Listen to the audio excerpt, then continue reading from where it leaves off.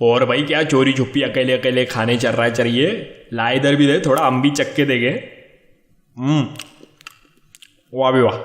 वैसे फ्राइज तो सही तुम्हारी भाभी बनाती हैं, लाऊंगा किसी दिन। भाभी को?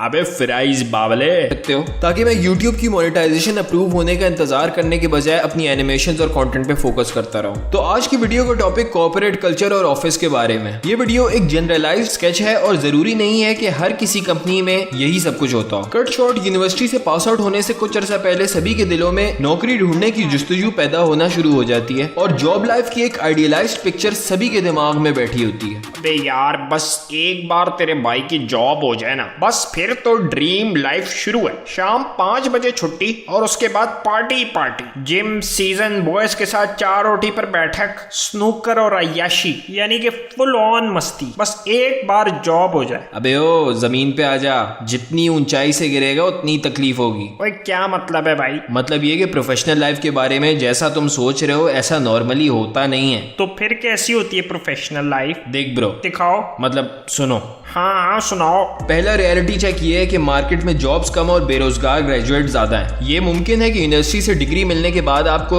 जॉब मिलने के लिए कुछ अरसा इंतजार करना पड़े और जॉब के लिए ऑनेस्टली कोशिश करनी पड़े। तो ऐसे में डिसहार्ट होने की जरूरत नहीं है और सिर्फ मेहनत पे फोकस करना। ऑल्दो सरकारी जॉब और सेठ की जॉब के कल्चर में खासा फर्क पाया जाता है, मगर कुछ कैरेक्टर्स और सिमिलैरिटीज हर ऑफिस एनवायरनमेंट में ही पाई जाती हैं। हर कंपनी में बड़े कम लोग ऐसे होते हैं जो वाकई में ऑनेस्टी से काम करते हैं, वरना अक्सर लोग अपना ज्यादातर वक्त काम चोरी, अपनी इनसिक्योरिटीज को डिफेंड करने और लेग पुलिंग में ही लगा देते हैं। जब आप कोई कंपनी नई ज्वाइन करते हो तो अपेरेंटली सब बहुत फ्रेंडली होते हैं और ऐसा लगता है कि इन लोगों से ज्यादा कोऑपरेटिव लोग तो और कोई है ही नहीं। लेकिन सच ये है कि इनमें से अक्सर लोग आपसे इनसिक्योर होते हैं और आप में अपना पोटेंशियल कंपटीशन देख रहे हो। एक्सक्यूज मी सर वो ईमेल सेटिंग करवानी है लैपटॉप में, थोड़ी हेल्प चाहिए थी आपकी। अबे यार सर नहीं, सारे मेरे रिकॉर्ड लगाएंगे, मुझे काशी भाई बोला कर। काशी भाई वो ईमेल सेटिंग करनी है। अच्छा एक मिनट रुक।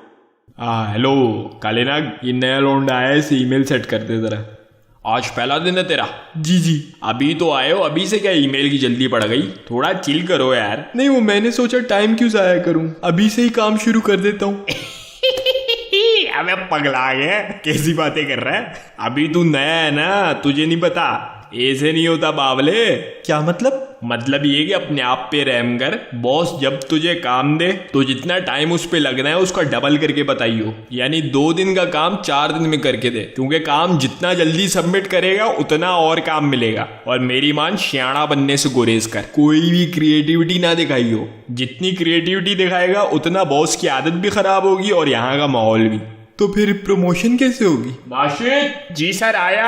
अभी तू अपने ऑफिस में जा।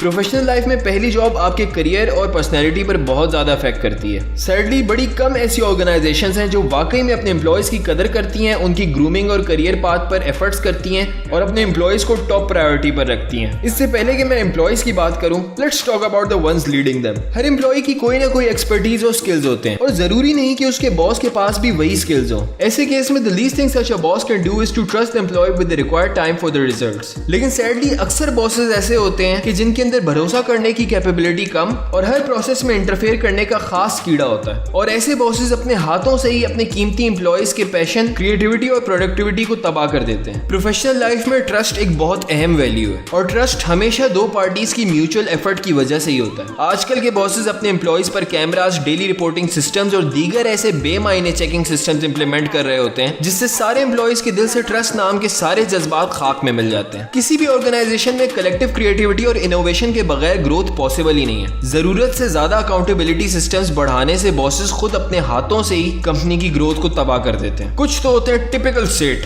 ऐसे दफातर में एम्प्लॉयज का आना जाना तो आम सी चीज होती है। ऐसे सेठ के नजदीक एक एम्प्लॉय नौकर से ज्यादा कुछ नहीं होता और एम्प्लॉयज को भी पता होता है कि ऐसे सेठ की नौकरी महज एक वक्ती समझौता है। लेकिन सबसे खतरनाक और नुकसानदेह सेठ वो मुनाफिक बॉसेस होते हैं जो अपेरेंटली अपने आप को एम्प्लॉयज के सामने बहुत केयरिंग लीडर्स के तौर पे पेश करते हैं, लेकिन सच ये होता है कि वो अपने एम्प्लॉयज को इमोशनली बेवकूफ बना रहे होते हैं और हकीकत में ऐसे लोगों को अपने एम्प्लॉयज के करियर और पे की कोई परवाह नहीं होती। अगर कभी आपके बॉस को आगे अपने बॉस से डांट पड़ जाए और इस बात की खबर किसी तरह आप तक पहुंच जाए तो ये बात जान लो कि आपकी टीम पर भी एक बुरा वक्त आने वाला है, क्योंकि आपका बॉस ऊपर से आया प्रेशर नीचे वालों को ट्रांसफर किए बगैर चैन नहीं लेगा। अब ऐसा नहीं है कि सभी बॉसेस ऐसे मतलबी होते हैं, कुछ वाकई में ऑनेस्ट ऑनेस्ट लीडर्स भी होते हैं, लेकिन क्योंकि अक्सर केसेस में सीनियर मैनेजमेंट के लोग ऐसे ही मतलबी, खुदगर्ज और टॉक्सिक होते हैं, तो इवेंचुअली कंपनी का कल्चर भी नेगेटिव हो जाता है। कंपनी में कुछ होते हैं मेहनती लोग जो अपने काम से काम रखते हैं, मेहनत करते हैं, लेकिन सिर्फ इसलिए कि वो दिखावा नहीं करते, तो एज कम्पेयर टू अदर्स इनकी प्रमोशन और ग्रोथ स्लो होती है।